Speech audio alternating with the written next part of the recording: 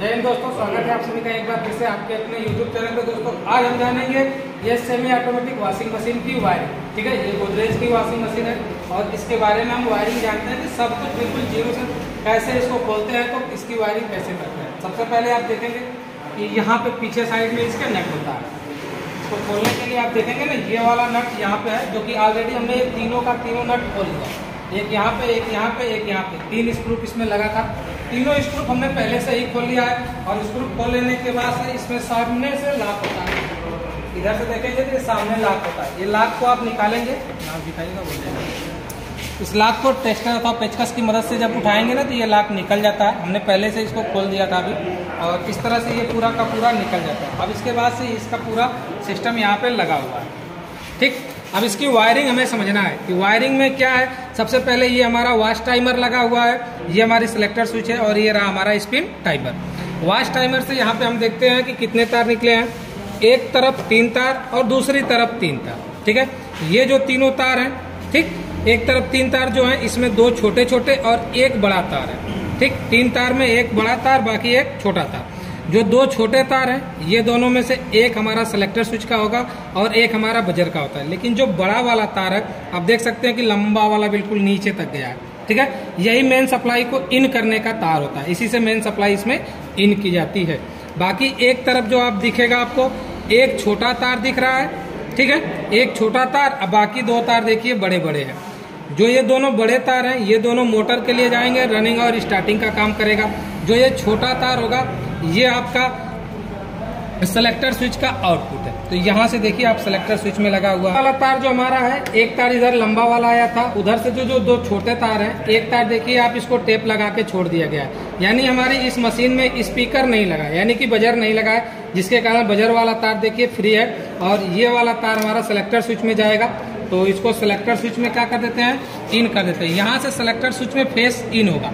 ठीक है, और फेस सेलेक्टर स्विच से आउट होगा जो इस तार के माध्यम से सीधे सीधे चला जाएगा टाइमर के दूसरी तरफ। टाइमर 2 भागों में बटा होता है, टाइमर के दूसरी तरफ जाएगा और इधर से इसको सप्लाई मिलती रहेगी। बाकी का बात करते हैं तो इधर लगा हमारा स्पिन मोटर। स्पिन मोटर को चलाने के लिए स्पिन टाइमर, इस टाइमर से 2 तार निकले आप देख सकते हैं। इसमें किसी से इन किसी से आउट किया जा सकता है, बट ये माना जाता है कि ये रेड वाला है तो इससे इन कर लीजिए और इससे आउट कर लेते हैं, लेकिन ऐसा कुछ नहीं है।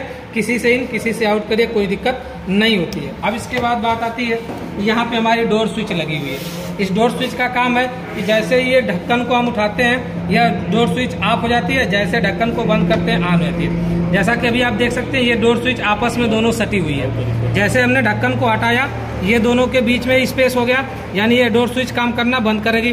ढक्कन को गिराया, अब ये दोनों स्पेस खत्म, यानी डोर स्विच सप्लाई को आउट करने लगेगी। इस डोर स्विच से भी 2 तार हैं, ठीक है, जो कि नीचे को गए, नीचे पूरे तार गए हैं। पूरे तार को भी खोल के आपको दिखाते हैं। इस सेलेक्टर स्विच का है जो ड्रेन मोटर से पानी निकलने वाला होता है। ये ड्रेन मोटर के पानी के लिए रस्सी है। ये जो रस्सी लगी है ड्रेन मोटर की रस्सी है, और आपको एक रस्सी यहाँ पे जो दिख रही है ना, ये आपका स्पिन क्लच के लिए, यानी कि जो स्पिन मोटर है उस मोटर को ब्रेक लगाने के लिए ये उसके लिए रस्सी लगी हुई है। जैसे ही आप ढक्कन उठाते हैं स्पिन मोटर का ब्रेक भी लगता है और साथ साथ में डोर स्विच भी ऑफ होती है। अब नीचे की तरफ देखेंगे तो यहाँ पे स्क्रू था, जो कि अभी हमने स्क्रू को खोल के हटाया, तो इस प्लेट को हम निकाल लेते हैं। बाकी प्लेट को निकालने के बाद आप देखिए कुछ इस प्रकार से लगा होता है। ये हमारी रस्सी जो थी ये यही ड्रेन वाल्व में लगी होती है, और ये वाला हमारा स्पिन मोटर वाला जो था आपको ब्रेक शू पे जो हमने बताया इस ब्रेक शू में लगाया जाता है।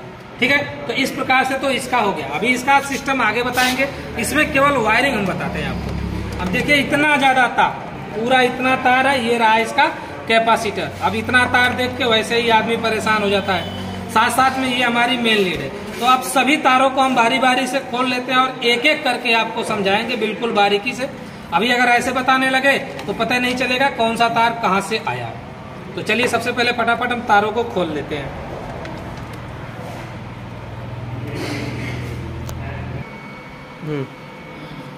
तो जैसा कि देखिए हमने सभी तारों को बिल्कुल बारीकी से खोल लिया। अभी आपको लग रहा था कि बहुत ज्यादा तार हैं, तो सब तारों को हमने बारी बारी से खोल दिया। खोलने के बाद अब देखिए यहाँ से ये मोटर आया हुआ है ना, ये हमारा स्पिन मोटर है। इस स्पिन मोटर से कुल हमारे 3 तार निकले होंगे। स्पिन मोटर यानी जो स्पिन ड्रम को घुमाने का काम करता है, उस मोटर से कुल 3 तार निकले होंगे। 3 तार में 2 तार तो हमारे इसके रनिंग और स्टार्टिंग के होंगे और 1 तार न्यूट्रल का होगा। रनिंग स्टार्टिंग और 1 तार न्यूट्रल, यानी कॉमन वाला जो तार होता है उसी पे हम क्या करते हैं, न्यूट्रल देते हैं। तो ये 3 तार निकला है। बाकी एक यहाँ पे आपको केबल दिख रहा होगा, इस केबल से भी 3 तार निकले हैं। 3 तार में यह मोटर जो होगा हमारा, आप देख सकते हैं नीचे दिख रहा है, ये हमारा वाश मोटर है जो वाश ड्रम को चलाने का काम करता है, यानी प्लास्टर को चलाने का काम करता है, जो मोटर कपड़ा धोते समय वर्क करता है। इससे 3 तार जो है, ये दोनों तार होंगे हमारे रनिंग और स्टार्टिंग के, बाकी 1 तार किसका होगा, कॉमन का होगा, जिसपे हम न्यूट्रल की सप्लाई देते हैं। तो इस प्रकार से ये तीनों तार हो गए। हम बाकी बात करते हैं, तो ये रही हमारी मेन लीड, ठीक है, ये रही हमारी क्या, मेन लीड। इस मेन लीड से भी हमें 3 तार आए हुए दिख रहे हैं। 3 तार में 1 तार ये वाला जो आपको दिख रहा है हल्का ग्रीन और येलो, ये हमारा बॉडी अर्थ का तार होगा, तो इसको हम मान के चलिए छोड़ देते हैं बॉडी अर्थ के लिए। बाकी ये दोनों तार है, ठीक है, एक से किसी से न्यूट्रल आएगा और किसी एक से फेस आएगा। कलर देख के बात करें तो लोग ये बोलते हैं कि भाई ब्लैक वाले का न्यूट्रल के लिए इस्तेमाल करते हैं और रेड वाले का हम किसके लिए इस्तेमाल करते हैं, फेस के लिए इस्तेमाल करते हैं। तो ये हमारा रेड हुआ। अच्छा, यहाँ पे भी आपको एक ज्वाइंट लगा हुआ दिख रहा है, तो इस ज्वाइंट को रहने देते हैं खोलने के लिए।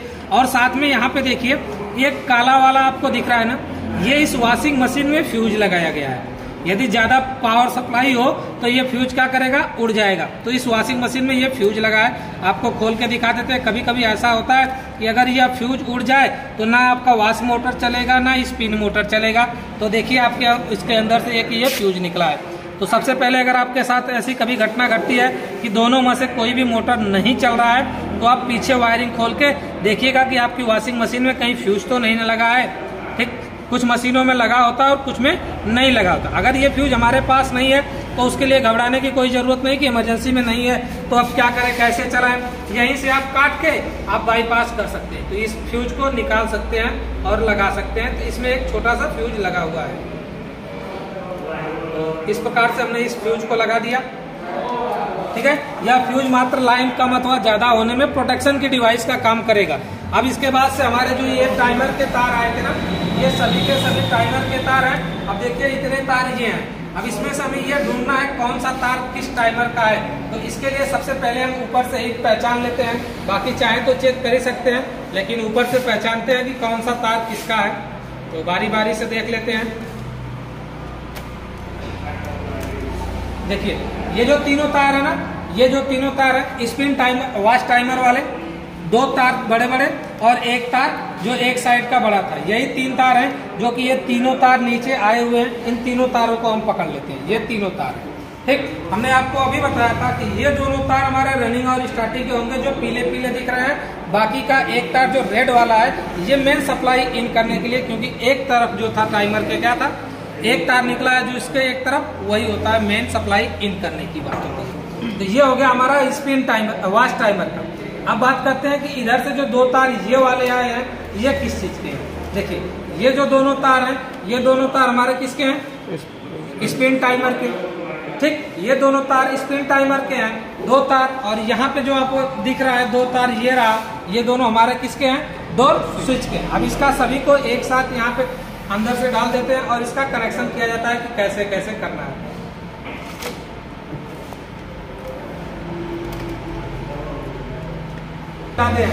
लेकिन अगर आप बारी बारी से खोलेंगे तो आपको वायरिंग बिल्कुल आसान दिखेगी।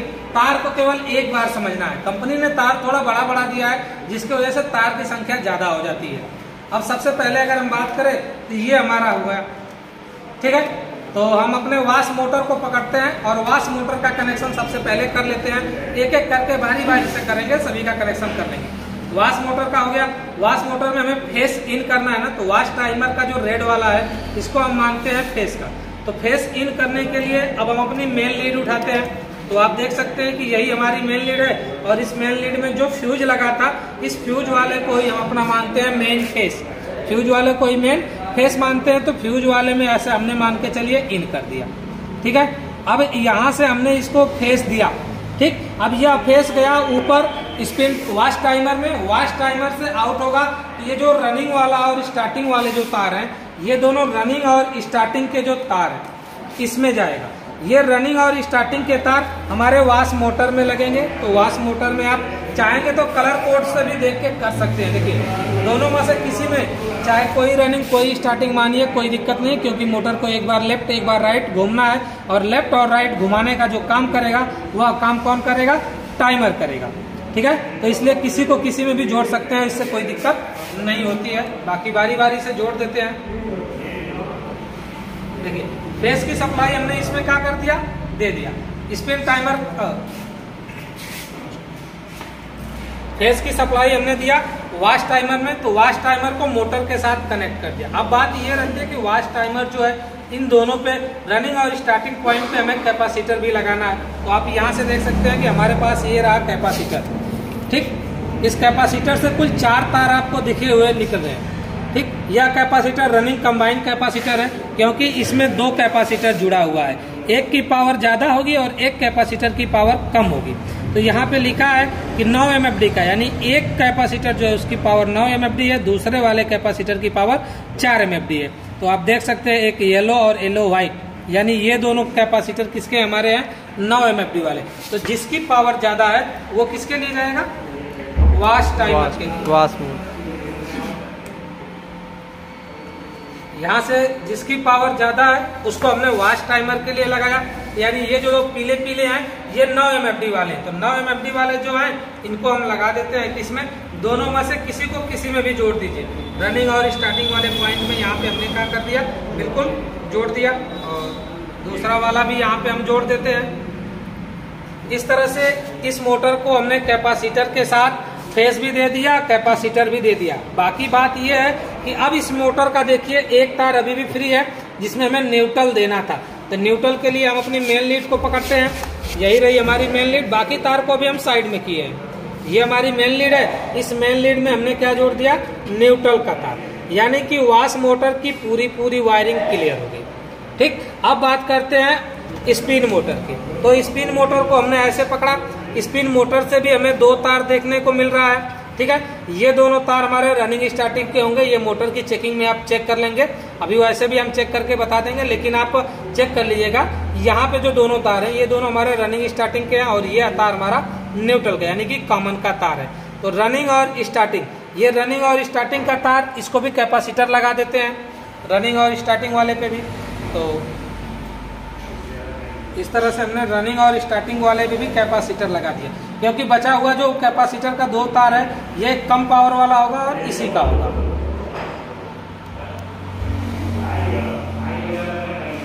इस प्रकार से इस मोटर को जोड़ दिया। इस मोटर को न्यूट्रल दे देते हैं, ये मोटर को भी न्यूट्रल दे देते हैं, यानी कि स्पिन मोटर को भी हमने न्यूट्रल क्या कर दिया? जोड़ दिया। एक एक चीज बारी बारी से बताएं। यहाँ पे अब तार देखने में आपको ज्यादा होगा, लेकिन अगर एक एक वीडियो पूरा ध्यान से देखेंगे तब जाके कर पाएंगे। अब बाकी बात आती है यहाँ हमारे स्पिन मोटर, स्पिन टाइमर से जो 2 तार आया है, इन दोनों तारों को हम पकड़ते हैं। देखिए सबसे पहले स्पिन टाइमर से हमारा 2 तार आया ना, किसी एक से सप्लाई को इन करते हैं, दूसरे से आउट। मान के चलिए हमने फेस इससे इन किया, फेस इन करने के लिए फिर अपनी मेन लीड का वही जहाँ पे हमारा फ्यूज लगा था, ठीक देख रहे हैं ना, यही फ्यूज लगा था, यही वाश टाइमर का भी एक तार लगा था, यही स्पिन टाइमर का भी एक तार फेस के लिए इन कर दिया गया।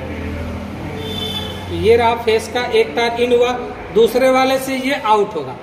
स्पिन टाइमर से जो फेस आउट होगा यह सीधे सीधे हमारा चला जाएगा। आप देख रहे हैं जो 2 तार आए हैं डोर स्विच से, तो डोर स्विच के किसी एक में इन किसी एक में आउट कर सकते हैं। मन चाहे तो ग्रीन वाले में करिए, मन चाहे तो ग्रे वाले में करिए। ठीक है, तो हम किसी में भी कर सकते हैं, तो इसी में कर ले रहे हैं ग्रीन वाले में। एक से इन एक से आउट करना होता है। तो अब यहाँ से सप्लाई स्पिन टाइमर में गई, स्पिन टाइमर से इस तार के माध्यम से सप्लाई आ गई डोर स्विच में। अब डोर स्विच से सप्लाई क्या होगी? आउट होगी, और यह जाएगी हमारे मोटर को। अगर डोर स्विच से सप्लाई आउट करके हम मोटर में इसलिए देते हैं क्योंकि जैसे ही डोर स्विच ऑन हो, ठीक है, तो मोटर को सप्लाई जाए, और जैसे ही डोर स्विच यानी कि डोर ये बंद हो, दरवाजा खुलेगा तो डोर स्विच को ऑफ होना चाहिए, तो सप्लाई को कट होना चाहिए। अगर ऐसा नहीं होगा तो मोटर के अंदर सप्लाई रहेगी, जिसके कारण मोटर चलता रहेगा, वो करके ब्रेक लग जाएगा, मोटर चलेगा और मोटर जल जाएगा। तो अब यहाँ से हम इसके रनिंग वाले पॉइंट पे सप्लाई दे देते हैं। तो इस तरह से हमने इस पे भी क्या कर दिया? सप्लाई दे दिया।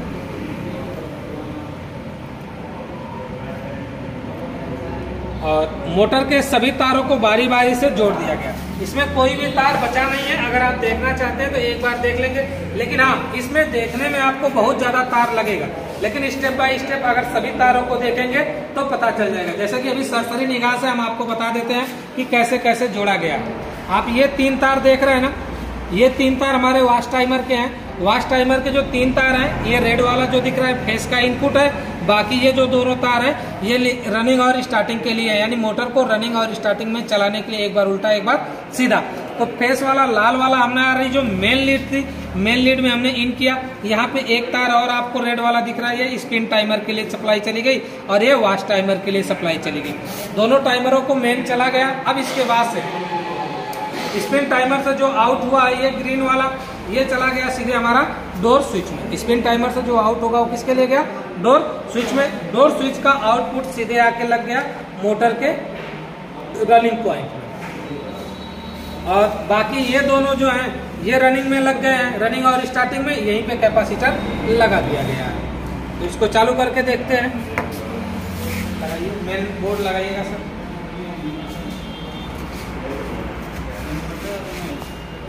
हमने जो अभी तार जोड़ा था ना, इसका पूरा ज्वाइंट खुला हुआ है, तो अभी टेप मार देंगे। सबसे पहले आपको चेक करके दिखा देते हैं कि हाँ ये चल रहा है कि नहीं चल रहा है। तो मेन लीड लगाते हैं, इसमें हमारा तार में लाइट आ गई है, देखिए बल्ब जल रहा है। तो मेन लीड लगाते हैं, बंद करके लगाइए। जैसा कि मेन लीड लग गई, अब यहाँ से हमें इसको चालू करना है। चालू करिए।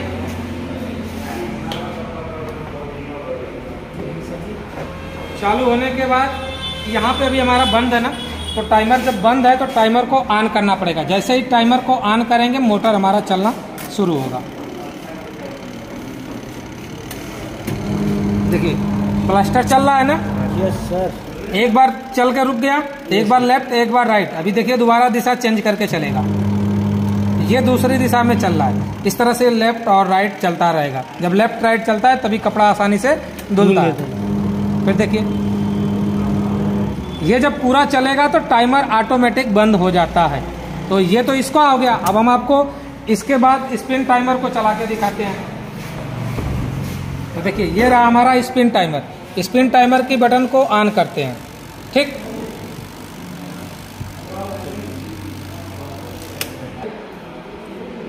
तो जैसा कि अभी आपने देखा कि हमारा वॉश टाइमर चल रहा था, लेकिन स्पिन मोटर नहीं चला। और स्पिन मोटर नहीं चलने का कारण था कि ये जो स्पिन मोटर से तार निकले हैं ना 3 गो, ठीक है, इन तीनों तारों में हमें ये लगा कि ये ब्लैक वाला कॉमन का काम कर रहा है, बाकी ये दोनों रनिंग और स्टार्टिंग के। लेकिन इस मोटर में क्या किया है, तार अंदर से निकालते समय उल्टा कर दिया है, घुमा दिया है। यहाँ पे जो किया है ये ब्लैक वाले को ये रनिंग और स्टार्टिंग में निकाला है। ब्लैक और रेड यानी रनिंग और स्टार्टिंग यानी कैपेसिटर के लिए निकाला गया है। और ये वाला जो तार है ब्लू वाला, ये हमारा निकाल दिया है कॉमन के लिए। जैसा कि अभी हमने मोटर पे डायग्राम देखा, उसके पहले हमने डायग्राम नहीं देखा था। ये देखिए मोटर का डायग्राम आपको दिख रहा होगा। ब्लू वाले पे दे रहा है कॉमन का, और उसके बाद रेड और ब्लैक आप देख सकते हैं कैपेसिटर के लिए दिया है। थोड़ा सा दिख सकते हैं तो चमक रहा होगा, देखिए कैपेसिटर आप मत देख। सही है। हाँ। तो यहाँ से इस तरह से मिल सकता है। बाकी अगर आपको ऐसे नहीं मिलता है तो आप वहाँ पे चेक कर लीजिएगा, चाहे सीरीज के द्वारा या मल्टीमीटर के द्वारा चेक कर लेंगे, तभी पता चल जाएगा। अभी देखिए इसको हम घुमाते हैं तब हमारा मोटर ये क्या करेगा, चलेगा। यानी कि जो हमारा रेड वाला था वो तो हमारा सही है, ठीक। ब्लैक वाला जो है ये हमारा रनिंग और स्टार्टिंग के लिए काम कर रहा है, तो इसमें हमने ब्लैक वाले को जोड़ दिया कैपेसिटर में। बाकी इसके बाद से जो ब्लू हमारा कॉमन का काम कर रहा था, इसको हम जोड़ देते हैं अपने किस में, कॉमन वाले में, यानी कि न्यूट्रल वाले पॉइंट में जोड़ देते हैं। अब इसके बाद चालू करेंगे तो मोटर हमारा चलेगा। अब इतना जोड़ने के बाद हम मेन सप्लाई देते हैं। सप्लाई दीजिएगा वहां से। ऐसा कि देख सकते हैं इसको जैसे ही हमने घुमाया ये हमारा मोटर चलना चाहिए। तो मोटर इसलिए नहीं अभी चला, यहाँ देखिए डोर स्विच ना आपस में दोनों टच नहीं हुई, दिखाइएगा पास से। डोर स्विच आपस में टच नहीं है, अगर टच नहीं है तो नहीं चलेगा।